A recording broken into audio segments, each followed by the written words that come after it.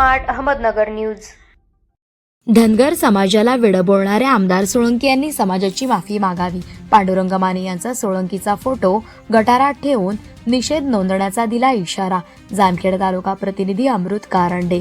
दिनांक 16 माजलगावचे आमदार प्रकाश सोळंकी यांनी धनगर समाजाचे भाजपा नेते माधव तात्या निर्मळे यांना उद्देशून वेडे आहे असा शब्दप्रयोग केला। तसेच माधव तात्या धनगर समाजाचे असल्यानेच त्यांनी असा उल्लेख केलाय।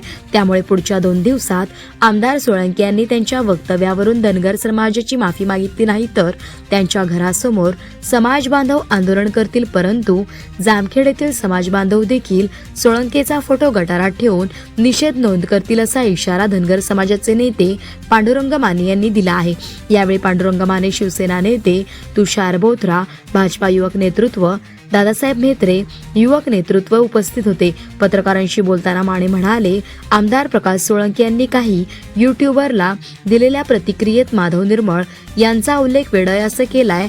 त्यावर त्यांच्या आजूबाजूला असलेले कार्यकर्ते या वक्तव्यानंतर हसताना दिसत आहेत। जयसिंह सोळंके हे देखील अशीच कृती करताना दिसत आहेत। यावरून सोळंके काका पुतणे धनगर समाजाची चेष्टा करत आहे। ते केवळ माधव तात्या यांना वेड बोलले नसून संपूर्ण धनगर समाजाला त्यांनी वेड म्हणून हिणवले आहे।